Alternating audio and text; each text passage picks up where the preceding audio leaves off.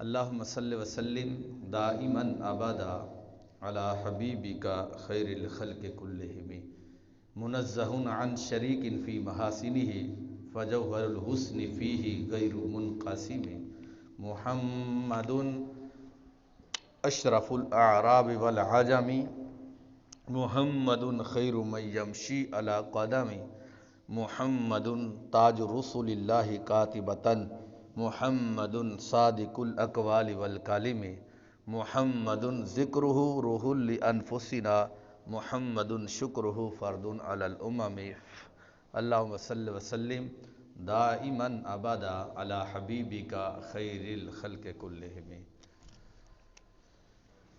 یا رب جمعا طلبنا منک مغفرہ وحسن خاتمتی یا مبدی الیام فاغفر لنا شیدہا واغفر لقارئیہا سألتک الخیر یا ذا الجود والکرم۔ یا رسول اللہ انظر حالنا یا حبیب اللہ اسمع قالنا اننی فی بحر غم مغرق خذ یدی سہل لنا اشکالنا المدد یا پیر کامل المدد آل عبا یک نگاہے گاہے گاہے یا محمد مصطفیٰ۔ اللہم صلی وسلم دائما ابدا علی حبیبک خیر الخلق کلہم۔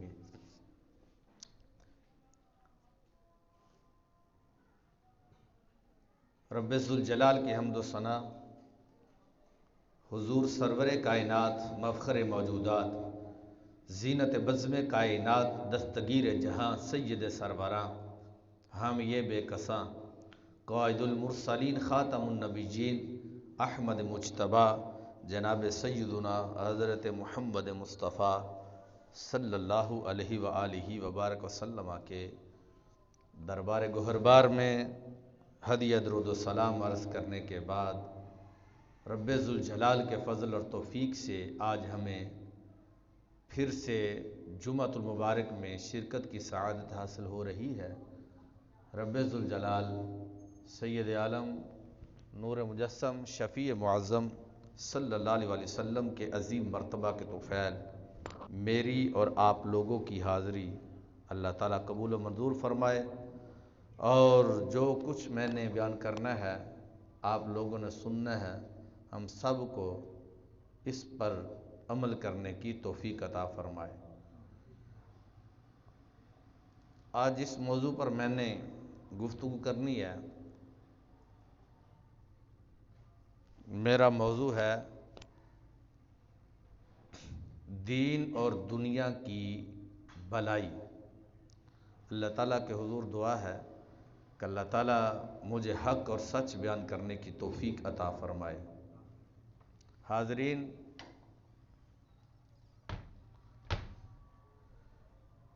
عذاب، توجہ سے میری بات سننا ذرا۔ عذاب دو قسم کے ہوتے ہیں، ایک ہے زمینی اور ایک ہے آسمانی۔ زمینی آفتوں کے لیے تو اللہ تعالیٰ اور اس کے رسول صلی اللہ علیہ وسلم نے اصول وضع کیے ہیں۔ رہی آسمانی آفتیں تو ان کا صرف ایک ہی حل ہے، وہ ہے توبہ۔ یعنی جو آسمانوں سے آفتیں آتی ہیں اس کا ایک ہی حل ہے، وہ ہے اللہ تعالیٰ کی بارگاہ میں توبہ کرنا۔ فرد ہو یا قوم ہو، کوئی بھی ہو، اس کے لیے ہمارے دلوں کے محبوب حضرت سیدنا محمد مصطفیٰ صلی اللہ علیہ وسلم نے ان کے لیے اصول وضع کیے ہیں۔ انسان کی ایک اپنی من مانی تو ہو سکتی ہے، اپنی مرضی ہو سکتی ہے کہ وہ اس کے اوپر عمل نہ کرے، لیکن رسول پاک صلی اللہ علیہ وسلم نے پوری زندگی کے اصول، اس کے مسائل بیان کیے ہیں۔ کوئی ایسا مسئلہ، چاہے وہ مسئلہ پہلی صدی کا ہو یا دوسری صدی کا ہو، 15ویں صدی کا ہو یا قیامت تک کے لیے کوئی وہ مسئلہ ہو، اس کا حل اللہ تعالیٰ نے اور اللہ تعالیٰ کے رسول علیہ السلام نے اس کا بیان فرما دیا ہے۔ اب یہ انسان کی اپنی مرضی ہے کہ وہ اس پر عمل کرتا کہ نہیں کرتا۔ اگر وہ عمل نہیں کرتا تو آپ سمجھ لیجئے گا کہ اس کے اپنے اندر جو ہٹ درمی ہے، اور یا دوسرے لفظوں میں آپ یہ بھی کہہ سکتے ہیں کہ اس کی اپنی ہڈ حرامی ہے کہ وہ اس پر عمل نہ کرے، اور پھر طرح طرح کے ہیلے بہانے بنا کر وہ کہے کہ نہیں یہ بھی دین کے اندر سختی ہے، یہ بھی مسئلہ ایسے ہے، اور اس کے اندر بھی سختی، اس طرح کے وہ طرح طرح کے ہیلے بانے، یا علماء کے اوپر وہ بہتان باندھے کہ ان علماء نے سختیاں کی ہیں، یہ فتویٰ بھی لگایا، فلاں بھی لگایا۔ معاملہ یہ ہے کہ دین علماء کے گھر کا نہیں ہے۔ ہم بھی انسان ہیں، علماء بھی ایک انسان ہے، لیکن ان کو علماء اس لیے کہا جاتا ہے کہ انہوں نے نبی پاک علیہ السلام کا دین پڑھا ہے۔ تو کوئی عام انسان بھی ہو، ہم بھی پہلے ایسے ہی تھے، لیکن جس وقت ہم نے قرآن پڑھا، حدیث رسول علیہ السلام پڑھی، تو ہمیں لوگوں نے علماء عالم کہنا شروع کر دیا۔ تو اس واسطے دین کسی کے بھی گھر کا نہیں ہے، دین ہے رسول اللہ کے گھر کا، دین ہے رسول پاک صلی اللہ علیہ وسلم کی شریعت کا نام۔ اب جو بندہ بھی اس کے اوپر چلے گا تو اللہ تعالیٰ ان کو جو ہے وہ ایک علیحدہ منفرد حیثیت کا عالم حامل بنائے گا، اور یہ اس بندے کی اپنی ایک خوش قسمتی ہے۔ آپ دیکھیں نا کہ دو بندے ہیں، ایک بندہ غریب ہے اور ایک بندہ غنی ہے، امیر ہے۔ اب ہے دونوں انسان، ایک ہی مٹی کے بنے ہوئے، خون دونوں کے اندر ہے، دونوں کے بازو ہیں، دونوں کے ہاتھ ہیں، دونوں کی آنکھیں ہیں، اور دونوں کا سر ہے، لیکن کیا ہے، ایک کے پاس دولت زیادہ ہے، دوسرے کے پاس دولت کم ہے۔ لیکن اب کوئی بندہ یہ نہیں کہہ سکتا کہ جس کے پاس دولت زیادہ ہے کہ وہ کوئی علیحدہ مخلوق ہے، یا وہ کسی اور چیز کا بنا ہوا ہے۔ بندے دونوں ہی تھے، لیکن ایک غنی بن گیا کیونکہ اس نے محنت کی تھی، اس کی جو سوچ تھی کچھ دوسری طرف تھی، اور ایک وہی بندہ جس نے محنت نہ کی، ایک جگہ پہ بیٹھا رہا، اور وہ اسی جگہ پہ جو ہے وہ اپنے کام کاج کی طرف توجہ کرتا رہا، آگے بڑھنے کی کوشش نہ کی۔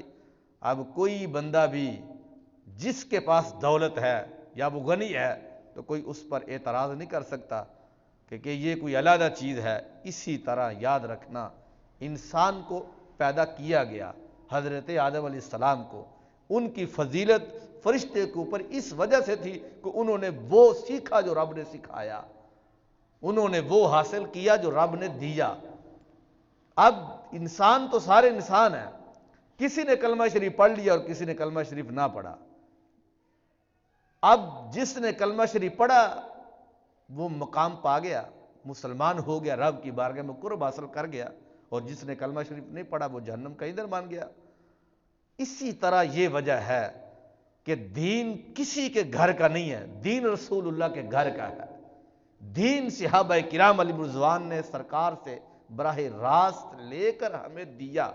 اب جنہوں نے دین قبول کیا، اللہ تعالیٰ نے ان کو ابو بکر صدیق بنا دیا، کسی کو عمر فاروق بنا دیا، کسی کو حضرت عثمان غنی بنا دیا، کسی کو مولا علی رضی اللہ تعالیٰ عنہ، طلحہ زبیر سعد و سعید علیہم الرضوان بنا دیا، اور کچھ وہ بھی تھے جنہوں نے نہ لیا تو وہ ابو جہل بن گئے، وہ بھی تھے کہ جنہوں نے نہ لیا تو وہ ولید بن مغیرہ، عتبہ، شیبہ اور دیگر جو ان کی کمپنی کے لوگ تھے وہ بن گئے۔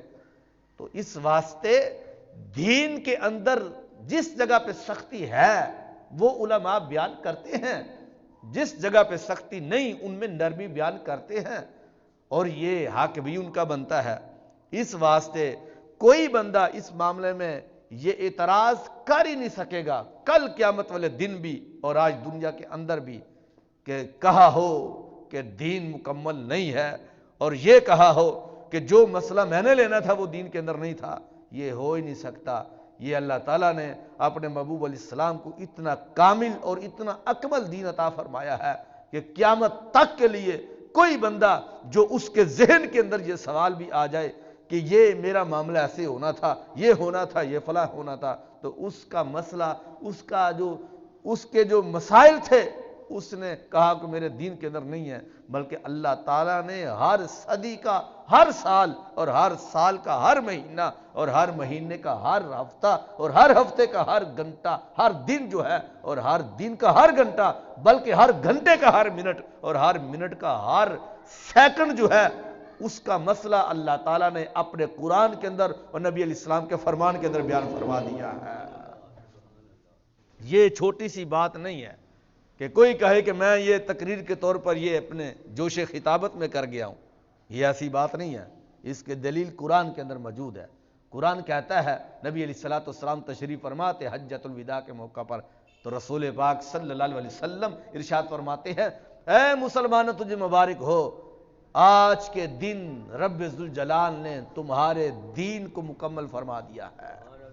الیوم اکملت لکم دینکم واتممت علیکم نعمتی ورضیت لکم الاسلام دینا، فرمایا آج کے دن ہم نے تمہارے دین کو مکمل کر دیا ہے، اور دین وہی ہے جو دین اسلام ہے۔ ورضیت لکم الاسلام دینا، جس نے اب دین کو قبول کرنا وہ مسلمان ہوگا، وہی جنتی ہوگا، وہی جنت کے رستے پہ چلنے والا ہوگا، وہی رسول کریم علیہ السلام کے رستے پہ چلنے والا ہوگا۔ اگر کوئی بندہ اس رستے سے ہٹ گیا ایک لمحے کے لیے بھی، وہ شیطان کے رستے پہ چل گیا۔ رستہ وہی ہے جو رستہ اللہ کے رسول علیہ السلام نے رب سے لے کر ہمیں دیا اور اس کو بیان بھی فرما دیا ہے۔ اس واسطے یہ صرف ایک ہی مسئلہ نہیں ہے یا ایک ہی حدیث نہیں ہے، بعد نبی پاک علیہ السلام کے نے اپنے یعنی ایک جگہ پہ کھڑے ہو کر قیامت تک کے لیے مسائل حل کر دیے، اور بعد وہ بھی مسائل موجود ہیں کہ اللہ کے نبی علیہ السلام نے کسی آنے والے سائل کو اس کے سوالوں کے جواب اتنے دے دیے کہ سرکار نے ایک ہی جگہ پر بیٹھ کے ایک لمحے کے اندر قیامت تک کے لیے اس مسائل کو حل فرما دیا ہے۔ میں ایک بات عرض کرتا ہوں، پھر آگے اپنی بات کو بڑھاتا ہوں۔ آپ نے بڑی توجہ سے میری بات سننی ہے، توجہ میری طرف رکھو، بیان میں کر رہا ہوں۔ اب کیا ہے، ذرا توجہ سے سننا، بخاری شریف کی حدیث پاک ہے۔ آج میں نے تک 2 حدیثیں بیان کرنی ہے وہ لمبی لمبی حدیث ہے، لیکن توجہ سے سننا، ایمان آپ کا تازہ ہوگا۔ سید عالم صلی اللہ علیہ وسلم کے اوپر کچھ لوگوں نے اعتراض کر دیا، وہ منافقین تھے، نماز نبی علیہ السلام کے پیچھے پڑھتے تھے۔ اعتراض کیا انہوں نے کہ دیکھو اللہ کے نبی علیہ السلام یہ محمد صلی اللہ علیہ وسلم قیامت تک کے لیے قیامت کی خبریں دیتے ہیں کہ قیامت کو یہ ہوگا، یہ ہوگا، یہ ہوگا۔ ہم تو ان کی محفل میں ان کے صحابہ کے اندر بیٹھے ہوئے ہیں، ہمارا ان کو علم نہیں ہے۔ اب نبی پاک علیہ السلام کو پتہ تو تھا ان کا، منافقین کا، کہ کون کون ہے، لیکن مسئلہ یہ تھا سرکار نے ان کا راز فاش نہ کیا، رکھا ہوا تھا سرکار نے ان کا راز کہ چلو بیٹھے ہیں۔ لیکن جب انہوں نے اعتراض کیا تو سرکار مدینہ صلی اللہ علیہ وسلم کو جلال آیا، حضور نے فجر کی نماز پڑھی تو سرکار نے بیان کرنا شروع کر دیا، شروع سے لے کر جب سے کائنات کو بنایا تھا اس وقت سے لے کر۔ صحابہ کہتے ہیں سرکار نے بیان کرنا شروع کیا، پھر کیا ہوا، فجر کی نماز بیان کرنا شروع کیا تو ظہر کی نماز ہو گئی، ظہر کی نماز پڑھی تو پھر سرکار منبر پہ شریف پر کھڑے ہو گئے، اب عصر تک بیان کرتے رہے، پھر عصر کی نماز پڑھی، پھر بیان کرتے رہے، یہاں تک رات ہو گئی۔ سیدنا فاروق اعظم رضی اللہ تعالی عنہ پاس بیٹھے تھے، حضور اتنے جلال کے اندر تھے، صحابہ کہتے ہیں ہمیں یوں محسوس ہوتا تھا کہ جس طرح آگ جو ہے ہمارے سروں کے اوپر آ چکی ہے۔ پھر حضرت عمر فاروق رضی اللہ تعالی عنہ، صحابہ اکرام کہتے ہیں سرکار نے اتنا بیان کیا، اتنا بیان کیا، یہاں تک کہ تنکا پکڑا اور تنکا پکڑ کر دوسری جگہ پہ رکھا۔ صحابہ کہتا ہے سرکار نے تنکا اٹھنے سے لے کر دوسری جگہ پر رکھنے تک بھی سرکار نے بیان کر دیا، کوئی چیز ایسی نہیں چھوڑی۔ ہر صدی کا ہر مہینہ، ہر سال، ہر گھنٹہ، ہر منٹ جو ہے سرکار نے جو کچھ بھی ہونے والا تھا قیامت تک کے لیے سرکار نے اس کو بیان کیا۔ صحابہ کہتے ہیں بات صرف اتنی تھی، جس کا جتنا حافظہ تھا اس نے اتنا یاد کر لیا، جس کا جتنا حافظہ تھا اتنا یاد کر لیا۔ سرکار نے ایک ہی دن کے اندر قیامت تک کا نقشہ بیان کر دیا۔ پھر اس کے بعد کیا ہوا؟ آقا علیہ السلام نے منافقین کے نام لے لے کر ان کو اپنی مسجد سے باہر نکال دیا۔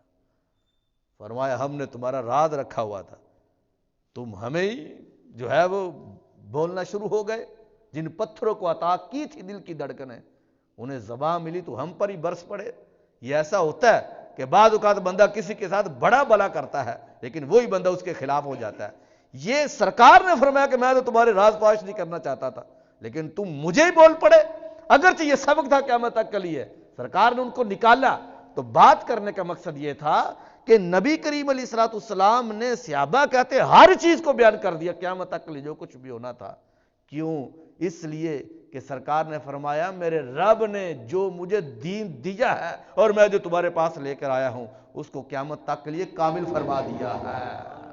اب کسی نبی کی آنے کی ضرورت ہی نہیں ہے، کسی کی گنجائش ہی نہیں ہے، وہ چاہے جیسا بھی ہو کسی لحاظ سے بھی ہو، اب میرے بعد قیامت تک کے لیے کوئی نبی نہیں آئے گا۔ سرکار نے ارشاد فرمایا تھا میرے اور قیامت کے درمیان یہ اس طرح دو انگلیوں کا فرق ہے، جس طرح اس انگلی اور اس انگلی کے درمیان کوئی نہیں ہے نبی، فاصلہ نہیں ہے، اسی طرح میرے اور قیامت تک کے لیے درمیان کے اندر کوئی نبی نہیں ہے۔ حضرت عیسیٰ علیہ السلام آئیں گے لیکن امتی بن کے آئیں گے، وہ نبی بن کر نہیں آئیں گے، نبی بن کے وہ پہلے آ چکے تھے، اب زمین پر تشریف لائیں گے تو امتی بن کر آئیں گے۔ اس واسطے بات کرنے کا مقصد میرا یہ تھا کہ نبی کریم علیہ الصلوۃ والسلام نے ہر چیز کو ایک ہی جگہ پر بعض اوقات بیان فرما دیتے۔ اب میں ایک ایسی حدیث آپ لوگوں کو سنانے لگا ہوں کہ ایک عرابی آیا، بدو، عرابی بدو کو کہتے ہیں، یعنی پینڈو تھا، دیہاتی تھا، وہ رسول پاک صلی اللہ علیہ وسلم کا کلمہ شریف پڑھا تو آیا، تو آ کر اس نے رسول پاک صلی اللہ علیہ وسلم سے مسائل پوچھے، اور دیکھنا اس بندے کا مسئلہ پوچھنا اور سرکار کا پھر اس کو بیان کرنا، یوں محسوس ہوتا تھا جیسے سمندر نے اپنا رخ، علم کے سمندر نے رخ سرکار کی طرف کر لیا تھا۔ اس انداز سے اس کو بیان کیا۔ حضرت خالد بن ولید رضی اللہ تعالی عنہ اس حدیث کے راوی ہیں، رسول پاک صلی اللہ علیہ وسلم کے پاس بیٹھے تھے، کہتے ہیں کہ ایک شخص رسول پاک صلی اللہ علیہ وسلم کے دربار میں حاضر ہوا اور عرض کی یا رسول اللہ صلی اللہ علیہ وسلم میں کچھ آپ سے پوچھنا چاہتا ہوں۔ فرمایا ہاں کہو۔ اب اس جگہ پہ حضرت خالد بن ولید موجود تھے رضی اللہ تعالی عنہ، انہوں نے اس حدیث کو تحریر کر لیا، یعنی جب اس نے مسئلے پوچھے سرکار نے جواب دیے، حضرت خالد بن ولید رضی اللہ تعالی عنہ نے اس لمبی حدیث کو لکھ لیا۔ اب بات کیا تھی ذرا توجہ سے سننا۔ اب وہ جو صحابی تھے، عرابی تھے، کہنے لگے کہ یا رسول اللہ صلی اللہ علیہ وسلم میں امیر یعنی غنی بننا چاہتا ہوں۔ تو آقا علیہ السلام نے فرمایا قناعت اختیار کرو، امیر بن جاؤ گے، جو ملا ہے اس پر صبر رکھو، فرمایا غنی بن جاؤ گے، جلد باز نہ بنو۔ پھر اس نے سوال کیا یا رسول اللہ صلی اللہ علیہ وسلم میں سب سے بڑا عالم بننا چاہتا ہوں۔ تو نبی علیہ السلام نے فرمایا تقوی اختیار کرو، عالم بن جاؤ گے۔ پھر اس نے عرض کیا یا رسول اللہ صلی اللہ علیہ وسلم میں عزت والا بننا چاہتا ہوں کہ میری معاشرے کے اندر عزت ہو۔ تو نبی علیہ الصلوۃ والسلام نے یہ ارشاد فرمایا مخلوق کے سامنے ہاتھ پھیلانا چھوڑ دو، مخلوق سے مانگنا چھوڑ دو، اللہ تعالیٰ کی بارگاہ میں عزت پا جاؤ گے۔ یہ چھوٹی چھوٹی حدیث پوری زندگی کا سبق ہے۔ اگر بات سمجھ لگے، مزہ بھی آئے تو سبحان اللہ کہنا چاہیے۔ ابھی تو 25 مسائل پڑھے ہیں تو آپ ذرا ابھی سے ٹھنڈے نہ پڑھیں، آپ سبحان اللہ کہیں۔ اس نے عرض کیا کہ محبوب علیہ السلام آپ مجھے بتائیں کہ میں معاشرے میں لوگوں میں عزت پانا چاہتا ہوں۔ تو نبی علیہ الصلوۃ والسلام نے فرمایا مخلوق کے سامنے ہاتھ پھیلانا چھوڑ دو، اللہ تجھے عزت والا بنا دے گا۔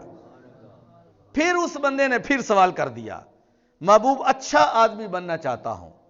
تو نبی علیہ السلام نے فرمایا لوگوں کے بارے میں برا نہ سوچ، لوگوں کو نفع پہنچا، اللہ تجھے اچھا بنا ڈالے گا۔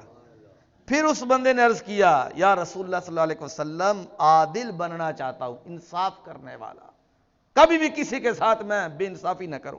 تو نبی علیہ السلام نے فرمایا جسے اپنے لیے اچھا سمجھتے ہو، جس چیز کو اپنے لیے اچھا سمجھتے ہو، فرمایا وہ ہی دوسروں کے لیے بھی اچھا سمجھو. احب للناس ما تحب لنفسک، فرمایا جو چیز اپنے لیے پسند کرتے ہو وہی چیز تم لوگوں کے لیے بھی پسند کرو. پھر اس کے بعد کیا ہوا؟ اسی شخص نے عرض کیا یا رسول اللہ صلی اللہ علیہ وسلم طاقتور بننا چاہتا ہوں کہ میرے جتنا کوئی طاقتور نہ ہو اتنی طاقت میرے اندر آ جائے. تو نبی علیہ السلام نے فرمایا پھر اپنے رب پر بھروسہ کرو، اپنے رب پر بھروسہ کرو. پتہ چلا طاقت امریکہ کے ایٹم بم کے اندر نہیں ہے، پتہ اس سے یہ چلا اسرائیل کے زور بازو طاقت نہیں ہے. طاقت ہو ضمیر زندہ ہو، ضمیر زندہ ہو، رب پر بھروسہ ہو تو پھر وہ ابابیل ہی کافی بن جاتی ہے خانہ کعبے کو بچانے کے لیے.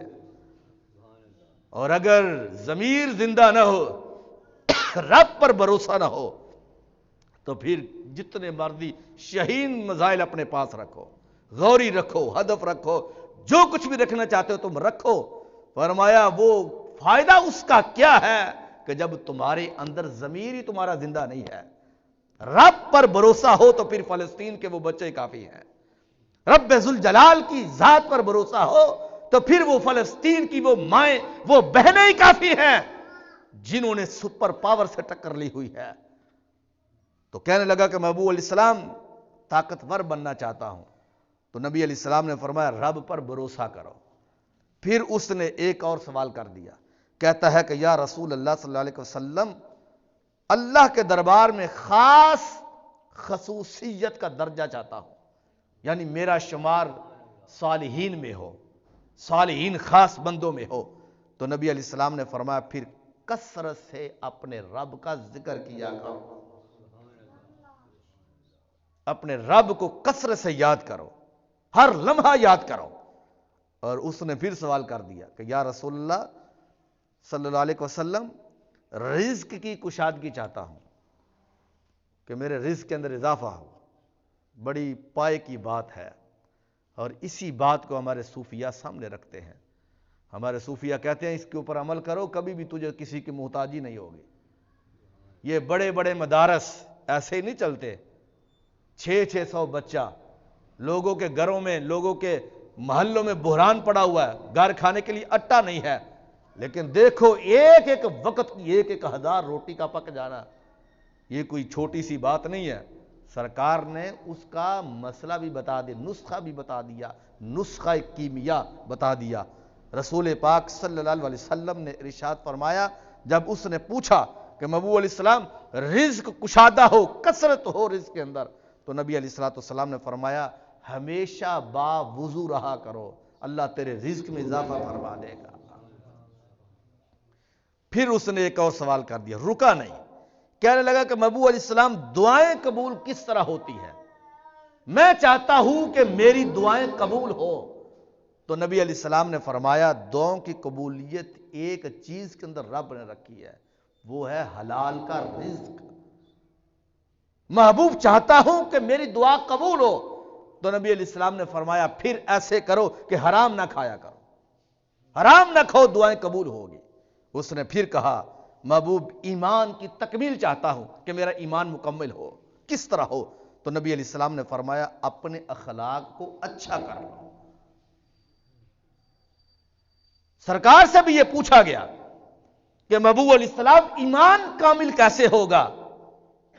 اکمل المؤمنین ایمانا واحسنهم خلقا.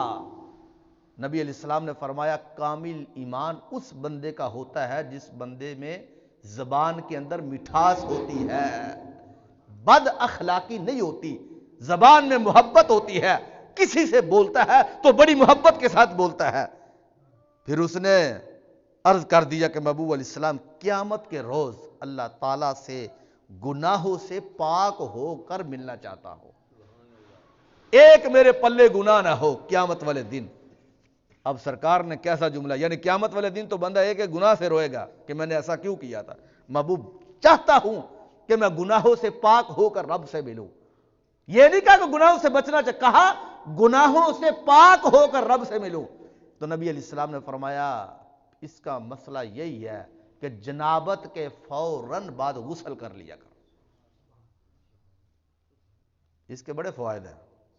صبح کی نماز قضا نہیں ہوتی، اس میں سستی نہیں پڑتی۔ شادی شدہ لوگ اس کو جانتے ہیں، مسئلے تو دین کے اندر ہے نا۔ نماز کے اندر سستی نہیں پڑتی، اگر بندہ اس کے اوپر عمل کرے تو پھر تہجد میں بھی سستی نہیں پڑتی۔ سرکار نے جملہ کیا بولا؟ کہا محبوب علیہ السلام یہ بتائیں کہ قیامت والے دن گناہوں سے پاک ہو کر ملنا چاہتا ہوں، تو نبی علیہ السلام نے فرمایا جنابت کے فوراً بعد غسل کر لیا کرو۔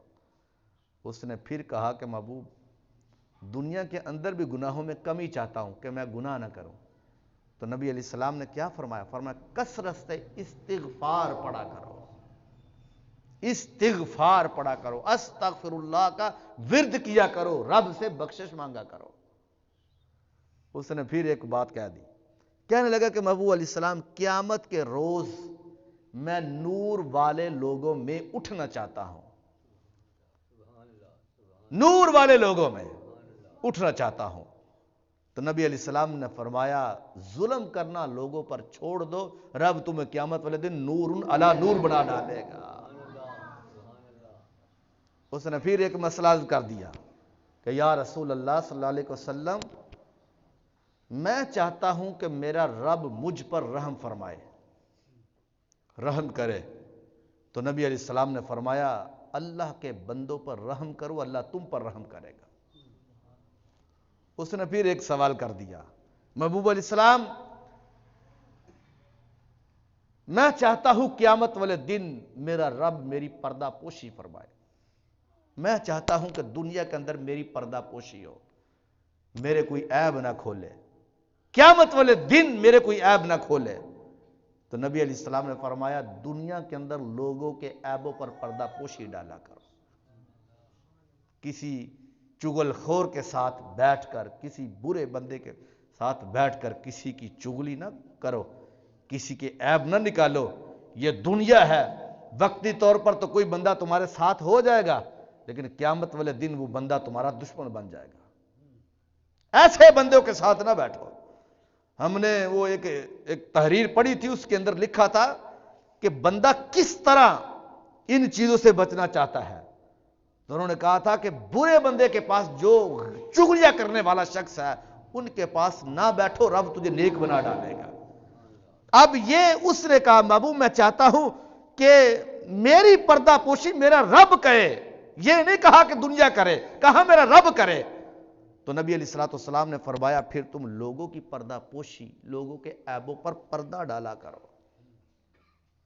سیدنا ابوبکر صدیق کے بارے میں آیا نا کہ چھوٹے چھوٹے اس طرح نا وہ ٹہنے جو ہوتے تھے، پتھر چھوٹے گول، اس کو اپنے منہ میں ڈال کر رکھا کرتے تھے۔ کئی ایسے صحابہ ایسا کرتے تھے، صرف وجہ یہ تھی کہ فضول نہیں بولتے تھے۔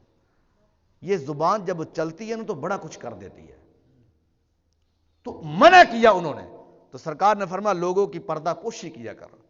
پھر اس نے عرض کیا کہ محبوب علیہ السلام ذلت سے بچنا چاہتا ہوں کہ میری رسوائی نہ ہو، تو کیا اس کا حل ہے؟ تو نبی علیہ السلام نے فرمایا زنا سے بچو، زنا سے بچو،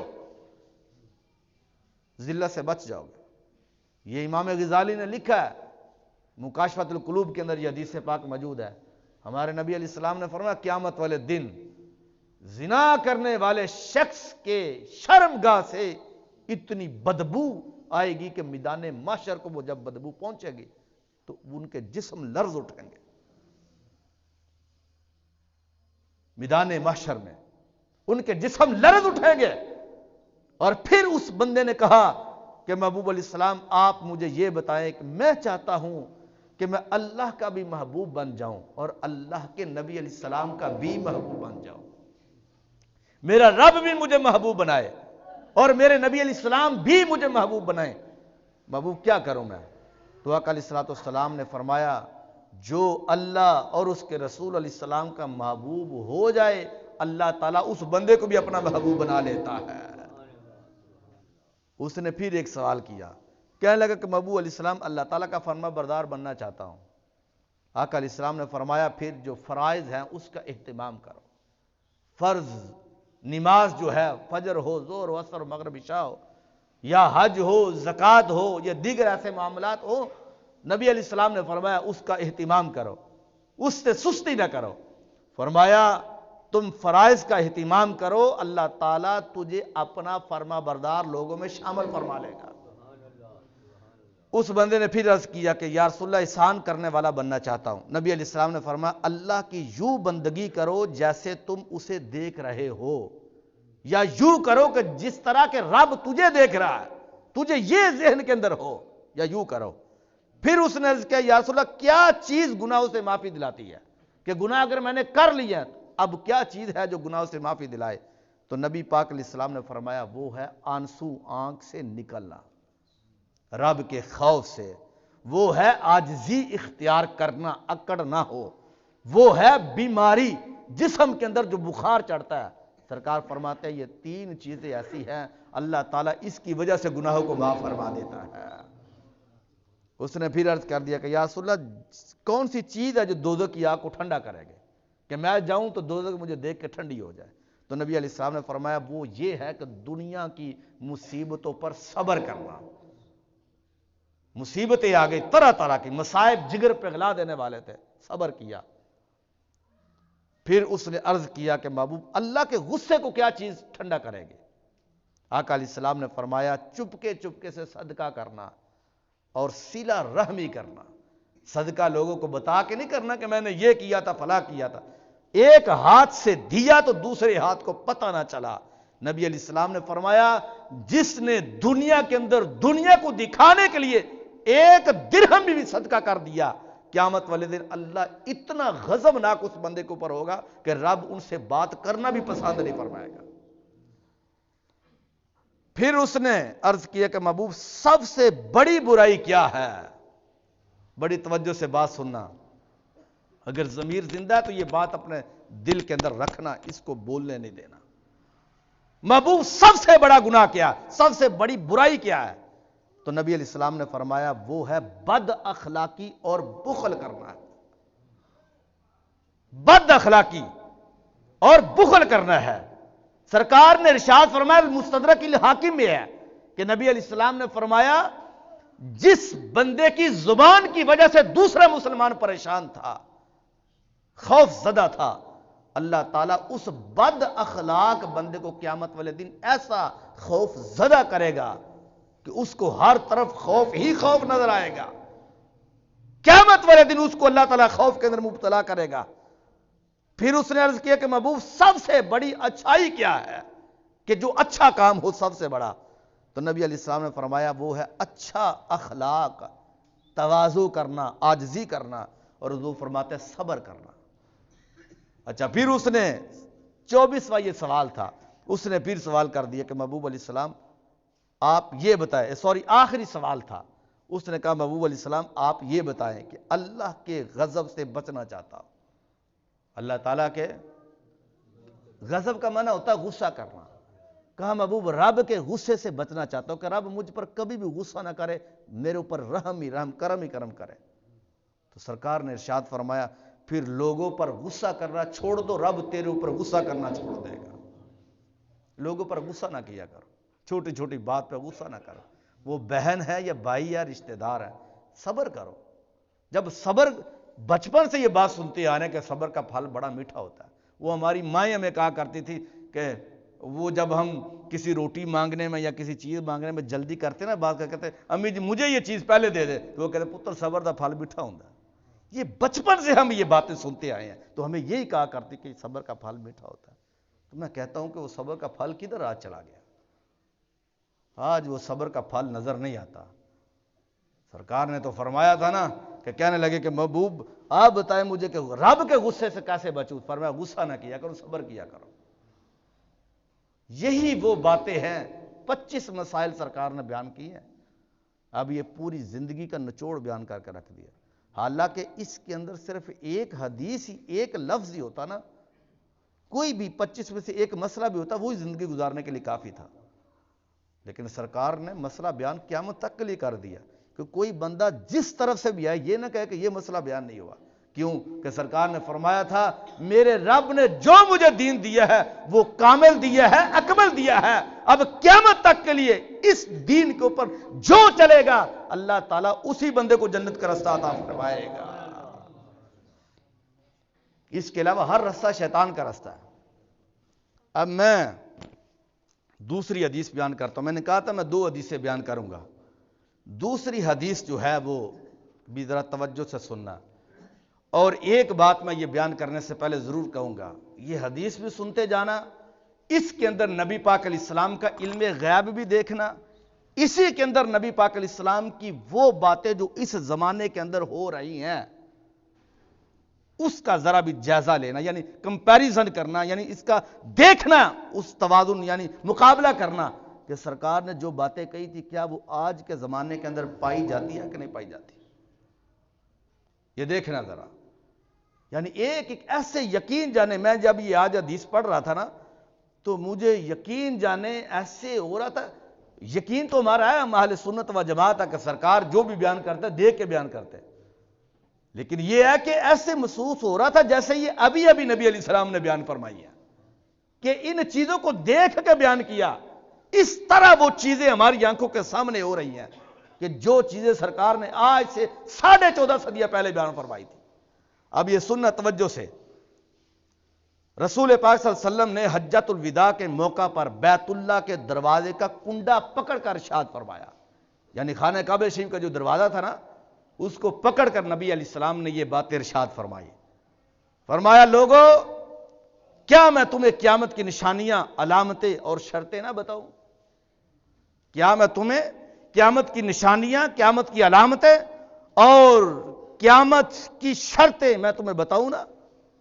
کہ یعنی جب تک یہ باتیں نہ ہوں گی اس وقت تک قیامت قائم نہ ہوگی، اور جب یہ ہوگی تو اس کے بعد قیامت آ جائے گی۔ پھر آگے اندازہ خود ہی لگا لینا کہ اگر یہ باتیں اب ہیں تو پھر قیامت، اس کے بعد قیامت آنے والی ہے۔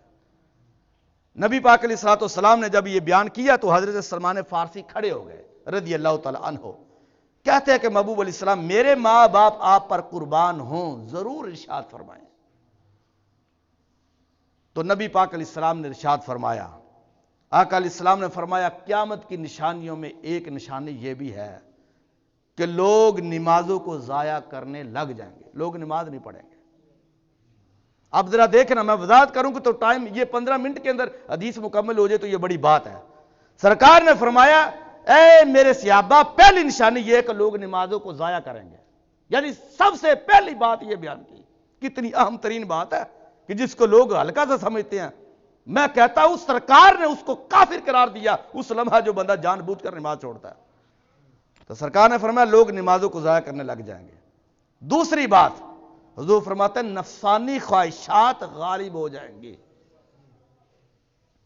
نفسانی خواہشات غالب ہو جائیں گی، یہ بڑے تو سمجھ رہے ہیں نا، یہ غالب ہو جائیں گی۔ پھر نبی علیہ الصلوۃ والسلام نے فرمایا مالداروں کی تعظیم ان کے مال کی وجہ سے کی جائے گی۔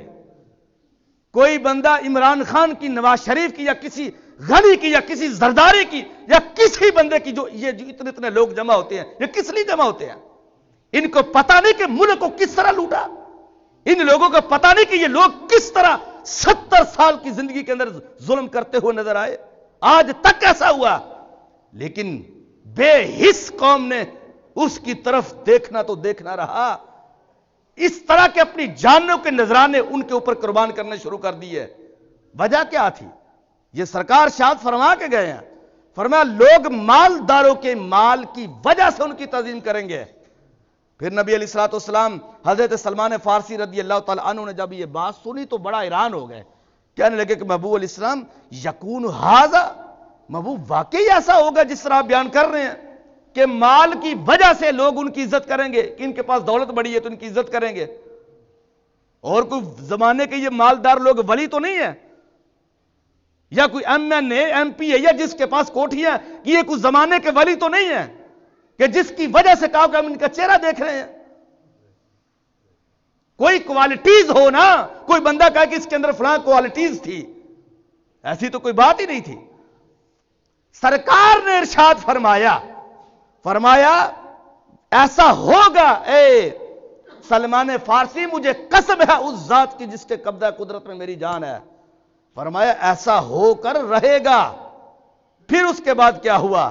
نبی پاک علیہ السلام نے پھر بیان کیا.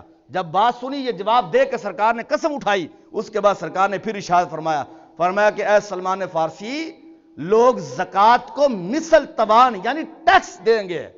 کوئی زکوٰۃ دینا پسند نہیں کرے گا.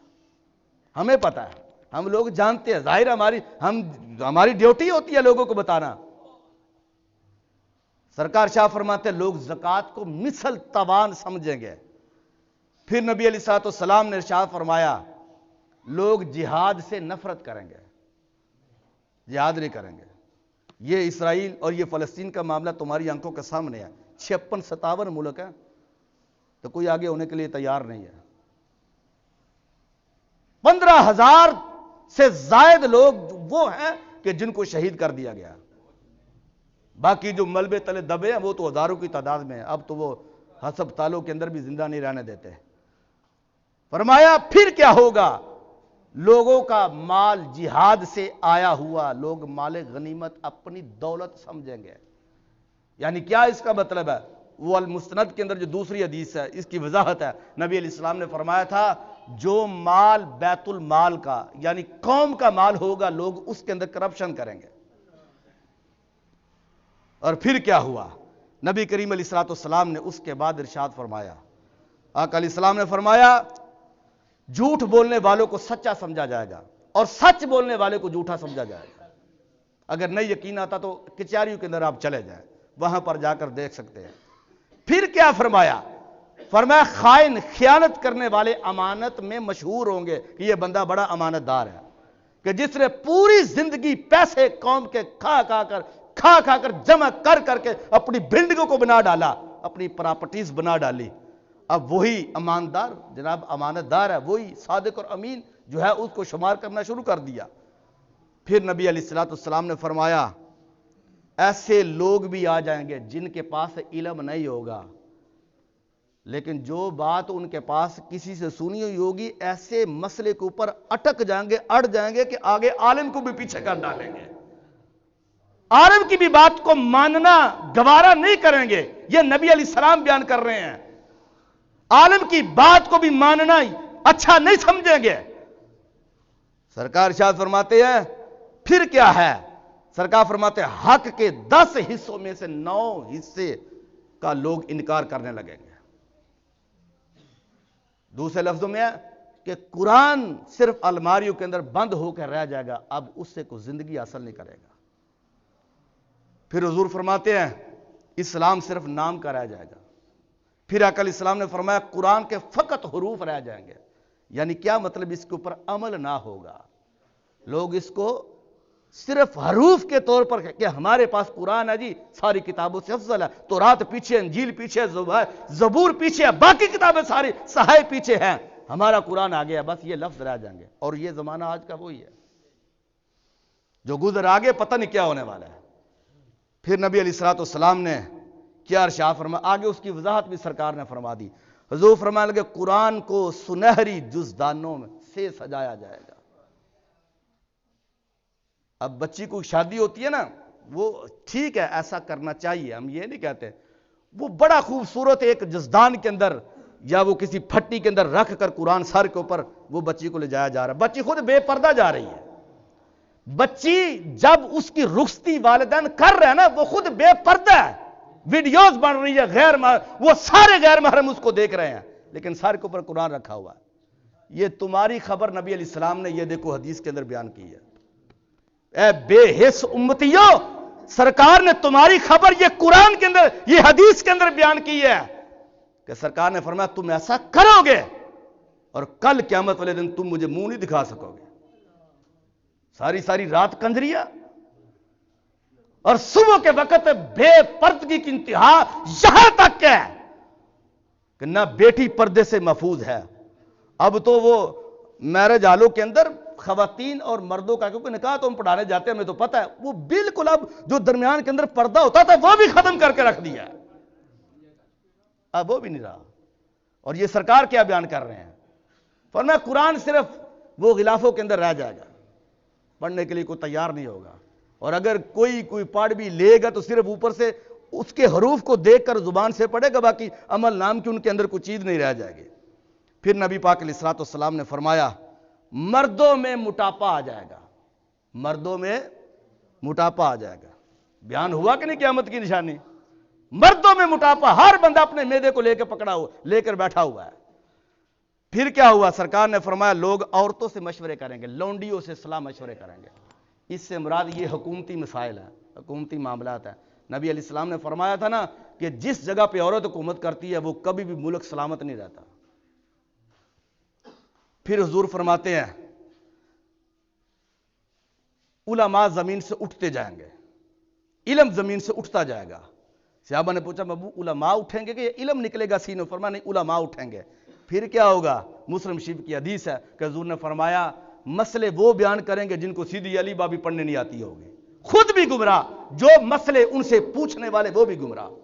اور مسئلے بیان کرتے ہو کیا کہتے ہیں؟ ہماری زندگی گزر گئی یہ مسئلہ سنتے ہوئے، تو تم کون ہوتے ہو کہ یہ مسئلہ علیحدہ بیان کرنے والے؟ لیکن سرکار نے اس کی بھی خبر دی ہے، ہمیں اس لیے تسلی ہوتی ہے کہ سرکار نے ہمیں پہلے خبریں دی ہے، پریشان نہیں ہونا۔ پھر سرکار نے کیا فرمایا؟ آقا علیہ السلام نے فرمایا، اور یہ اپنے دل کی تختی کے اوپر یہ حدیث سن لے، لکھ لینا، مسجدوں کو آباد کرنے کا نام اس وجہ سے دینے والوں کہ یہ کہنا کہ مسجدوں کو خوبصورت بناؤ تو مسجد آباد ہو گئی۔ سرکار نے فرمایا وہ مسجد بے آباد ہے جس مسجد کے اندر ٹائلیں ہوں، جس مسجد کے اندر خوبصورتی کے ساتھ اس کو سجایا ہو، لیکن اس کے اندر نمازی نماز پڑھنے والے نہ ہو۔ یہ دیکھو حدیث کیا ہے؟ نبی علیہ السلام نے فرمایا مسجدیں خوبصورت بنائی جائیں گی، اور اتنی خوبصورت ہوگی جس طرح گرجے گھر خوبصورت ہوتے ہیں۔ اور پھر اس کے بعد سرکار نے کیا فرمایا؟ فرمایا ان کے مینار مسجدوں کے بڑے بڑے بلند ہوں گے۔ یہ دیکھ لو مساجد کے اندر مینار بلند ہوں گے۔ پھر حضور نے کیا فرمایا؟ فرمایا اتنی بڑی مسجدیں ہوں گی کہ ان کی صفیں بہت زیادہ ہوں گی، لیکن سرکار فرماتے ہیں اس مسجدوں کے اندر جو نمازی نماز پڑھنے والے ہوں گے وہ آپس میں ایک دوسرے کے دل بھی اکٹھے نہیں ملتے ہوئے نظر آئیں گے، ان کے دل بھی اکٹھے نہیں ہوں گے۔ ایک حصہ میں بندے کھڑے ہوتے ہیں، ایک کا بغض دوسرے کے اندر، دوسرے کا تیسرے کے اندر، ایسے ہے، ہوتا ہے۔ اور پھر اس کے بعد کیا ہے؟ آگے اس کی وضاحت اور دیکھیں۔ ٹھیک ہے، یہ میں کوئی یہ نہیں کہتا کہ یہ مسجد کو خوبصورت بنانا جائز نہیں ہے، ہم نے بھی ٹائلیں لا کے رکھی ہوئی لگائیں گے انشاءاللہ، لیکن اصل جو بات سرکار نے جو بیان کی ہے، فرمایا یہ قیامت کی نشانی ہے کہ لوگ مسجدوں کو خوبصورت بنائیں گے لیکن اس کو آباد نماز پڑھ کے نہیں کریں گے۔ وہ مسجدیں خالی ہوں گی، ان کی صفیں تمہیں خالی نظر آئیں گے، وہ تمہیں نظر نہیں آئیں گے۔ اور پھر کیا آقا علیہ السلام نے ارشاد فرمایا؟ لیکن سرکار شاہ فرمایا اچھا یہ بات جب بیان ہوئی نا تو حضرت سلمان فارسی کھڑے ہو گئے، پھر کھڑے ہو گئے، کہنے لگے ابو علیہ السلام آیا کون ھذا، واقعی یہ بات ایسے ہی ہے جس طرح بیان کر رہے ہو کہ وہ مسجدیں خوبصورت ہوں گی، فلاں ہوگا فلاں ہوگا، لیکن کہ اس کے اندر نمازی نہیں ہوں گے، اور جو نمازی ہوں گے ان کے دل بھی آپس میں ملتے ہوئے نہیں آئیں گے ہوں گے؟ تو نبی پاک علیہ السلام نے پتہ کر شاہ فرمایا سلمان فارسی مجھے قسم ہے اس رب کی جس نے تیرے نبی محمد رسول اللہ کو پیدا کیا ہے، جو میں نے کہا وہ حق کا، سچ کا، اور ایسا ہو کر رہے گا اور ضرور ہوگا۔ پھر نبی پاک علیہ السلام نے جب یہ وہ ارشاد فرمایا، پھر اس کے بعد کیا ہوا؟ اللہ اکبر۔ آقا علیہ السلام نے فرمایا مسلمان ہو کے اس وقت رب کی نافرمانی کریں گے، نافرمانی کریں گے۔ پھر کیا ہے؟ آقا علیہ السلام نے فرمایا مومن اس وقت مومن بندے کو ایک غلام سمجھا جائے گا، مومن بندے کو غلام سمجھا جائے گا، اس کی بات کی کوئی اہمیت ہی نہیں ہوگی۔ پھر آقا علیہ السلام نے فرمایا کہ بے حیائی اللہ تعالیٰ پھر کیا ہوا؟ فرمایا مومن اس وقت اللہ اور اس کے رسول علیہ السلام کی نافرمانیاں، برائیاں اور بے حیائیاں دیکھ کر دل ہی دل میں جلتا رہے گا۔ اتنی بے حیائیاں، زنا عام ہوگا، بے پردگی عام ہوگی، مسجدیں غیر آباد ہوں گی، بلڈنگیں بلند ہوگی، مینارے بلند ہوں گے، لیکن مومن بندہ جو ہے ہر وقت اپنے سینے میں جلتا رہے گا، زبان سے بات باہر نہیں نکالے گا۔ کیونکہ اب نکال کے دیکھیں آپ میرے جال کے اندر چلے جائیں جو بے پردگی ہوتی ہے، کوئی بندہ مسجد کا امام عالم دین بھی وہاں پر کھڑے ہو کر اس کو تبلیغ نہیں کر سکتا، کیونکہ اس کو ایک ہلکا سا سمجھا جا رہا ہے. جیسے ہمارے باپ کا دین ہے، دین ہمارے باپ کا نہیں، حق کا وہ بیان کرنا ہے، جس کو تکلیف ہوتی تو ہو جائے. پھر کیا ہوا؟ سرکار نے فرمایا مومن اندر ایسے گلے گا جیسے نمک گلتا ہے پانی کے اندر. سرکار نے پھر آگے اس کی وضاحت بھی کی، فرمایا کیونکہ وہ لوگوں کی اصلاح پر قادر نہ ہوگا. یہ میں صرف اردو بیان کر رہا ہوں، ابھی عربی نہیں بیان کر رہا کیونکہ وقت تھوڑا ہے. پھر حضور نے فرمایا مرد مردوں سے شہوت رانی کریں گے، عورت عورتوں میں مشغول ہوں گے. پھر سرکار نے فرمایا لڑکوں پر بالکل اسی طرح نظر ڈالی جائے گی جس طرح کنواری نوجوان لڑکیوں پر نظر ڈالی جاتی ہے. پھر نبی علیہ السلام نے فرمایا اے لوگو، اور یہ بات سنو اور اس وقت کی نشانی دیکھو جو سرکار نے بیان کی تھی. سرکار نے فرمایا اس وقت تک قیامت قائم نہیں ہوگی جب تک کہ ملک کی وزارت صدارت کرنے والے لوگ وہ لوگ نہ آ جائیں گے جو فاسق لوگ ہیں. جو فاسق لوگ ہیں وہ لوگ نہ آ جائیں گے. بے نماز اعلانیہ طور پر معاذ اللہ داڑھی کا انکار کرنے والے، چھوڑنے والے، بے نمازی لوگ اور دین اسلام سے پیچھے ہٹنے والے لوگ، مجھے بتاؤ مسجدوں کے سپیکر اتروائے گئے کہ نہیں اتروائے گئے؟ ممتاز قادری شہید کو شہید کیا گیا کہ نہیں کیا گیا؟ اگر میں یہ لسٹ گنوائی تو آپ حیران رہ جائیں گے. بہرحال بات یہ سرکار نے فرمایا نہیں قیامت اس وقت آئے. پھر کیا ہوا؟ سرکار نے فرمایا ان حکمرانوں کو جو وزیر ہوں گے، ان حکمرانوں کو جو وزیر ہوں گے وہ بد کردار ہوں گے، بد کردار ہوں گے. نہیں یقین آتا تو یہ جو وقت کے وزراء کسی کا راز میں مناسب تو نہیں سمجھا، لیکن نیٹ کے اوپر ان کی ساری ویڈیوز موجود ہیں. اللہ ماشاءاللہ کو بچا ہو تو اس کے ایک اپنا مسئلہ ہے. ڈانس کر رہے ہیں خواتین کے اندر، بڑا کچھ ہو رہا ہے. تو سرکار نے فرمایا بد کردار ان کے وزیر ہوں گے اور لوگوں کے پاس کہیں گے کہ جو کام ہم پچھلے سال نہیں کر سکتے ہمیں حکومت ایک مرتبہ دینے دو. سرکار شاہ فرماتے وہ لوگوں کو اپنا اطمینان دیں گے، اندر سے خیانت کار ہوں گے، لوگوں کو مطمئن کریں گے. پھر حضور فرماتے ہیں لوگ دنیا کی خواہشات کے پیچھے لگ جائیں گے. فرمایا ان کو دنیا کے کاموں کے پیچھے لگ جائیں گے، ان کے پاس نماز پڑھنے کا وقت ہی نہیں ہوگا، ان کے پاس نہیں وقت ہوگا. کارخانے چل رہے ہیں، مسجدیں کی بے آباد ہے. ظہر کی نماز میں آپ دیکھ لو، عصر کی نماز میں دیکھ لو بھائی، اور عشاء کی نماز کے اندر دیکھ لو. خدا کی قسم سچی بات کہہ رہا ہوں، مسجدوں میں آپ دیکھو بچے زیادہ ہوتے ہیں، بوڑھے لوگ اور بچے لوگ زیادہ، کیونکہ وقت نہیں ان کے پاس. فیکٹری یا کارخانے چل رہے ہیں، مشینیں چل رہی ہیں، نہ خود نماز پڑھنی ہے نہ اپنے مزدوروں کو نماز پڑھنے کے لیے حکم دینا ہے. تو میں تمہیں بتا رہا ہوں کہ یہ سرکار بیان کر رہے ہیں، تمہاری خبر سرکار نے دی ہے. معاف کرنا میں کسی کو ہیٹ نہیں کر رہا، لیکن جو حدیث کے اندر وہ بیان کر رہا ہوں کہ سرکار نے فرمایا لوگ دنیا کے تجارت، دنیا کے کاموں کے پیچھے لگ جائیں گے. لیکن سرکار ارشاد فرماتے ہیں پھر کیا ہوگا؟ آقا علیہ الصلوۃ والسلام نے فرمایا وہ ان کے پاس نماز کا ٹائم ہی نہیں ہوگا. اور سرکار فرماتے ہیں اس وقت، یہ بڑی لمبی حدیث ہے، بات ختم کرنے لگا ہوں. سرکار فرماتے ہیں اس وقت جھوٹ دنیا پر چھا جائے گا، دنیا پر جھوٹ چھا جائے گا. صبح سے لے کر شام تک، چلو آپ لوگ سچ بولتے ہوں گے، کسی کے بارے میں بھی آپ دیکھ کر دیکھ لو. اللہ تعالیٰ معافی دے، اگر کسی کا ہم نام لیں تو لوگ کہتے ہیں پتہ نہیں، وہ پچھلے دن میں نے ایک حکومت کا نام لیا تھا تو مجھے ایک آدمی کہتا یہ لگتا کہ یہ دوسری پارٹی کے امام صاحب ہیں اس لیے وہ ان کے خلاف بات کر رہے ہیں. میں بات ان کے خلاف نہیں کر رہا، میں دین کی کر رہا ہوں. دین جس کو مخالف کہتا وہ کہتا رہے، لیکن یہ ہے کہ آپ دیکھو کہ کس طرح 5 سال تک لوگوں کو وہ کیا کرتے ہیں، کس طرح وہ جھوٹ بول بول کر دھوکے دیتے ہیں. اور یہی لوگ جناب جب ان کے پاس جاتے تو کیا جا کر کرتے ہیں؟ سرکار نے فرمایا جھوٹ چھا جائے گا، دنیا کے اوپر جھوٹ چھا جائے گا. حضرت سلمان فارسی بیٹھے تھے، انہوں نے کہا محبوب علیہ السلام پھر؟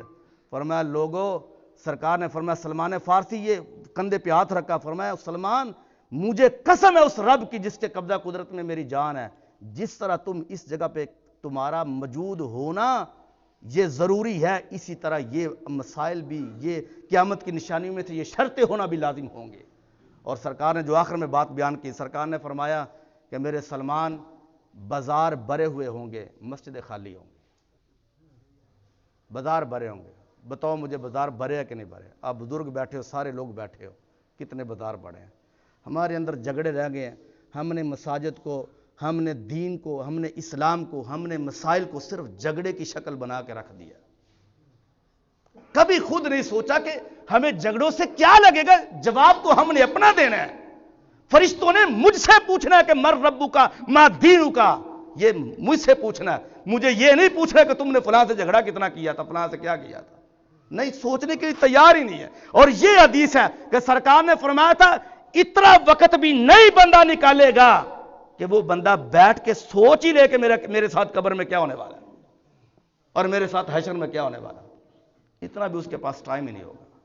اللہ تعالیٰ کے حضور ہے، دعا ہے کہ اللہ تعالیٰ مہربانی فرمائے، ماہ مدینہ اپنی تجلی عطا کرے. یہ ڈلتی چاندنی تو پہر دوپہر کی ہے.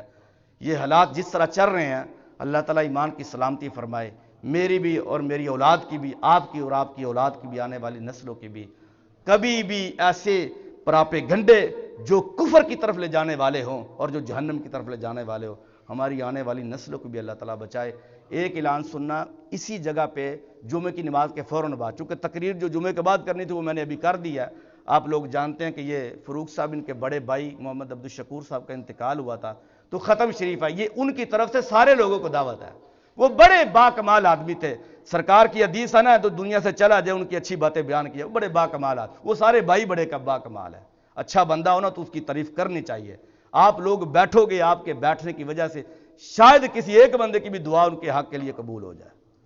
وہ بڑا باکمال، بڑے لوگوں کے سروں کے اوپر ہاتھ رکھنے والا شخص تھا. اللہ تعالیٰ ان کی قبر پر کروڑوں رحمتیں نازل فرمائے. تو ان کی طرف سے سارے لوگوں کو دعوت، اتنا ٹائم نہیں لیں گے. آپ یہیں پہ تشریف رکھیں. آپ لوگ جانتے ہو کہ ہمارا جمعہ شریف دوسری مسجد سے آدھا گھنٹہ پہلے ہوتا ہے. تو اللہ تعالیٰ آپ کا بیٹھنا اپنی بارگاہ میں قبول فرمائے.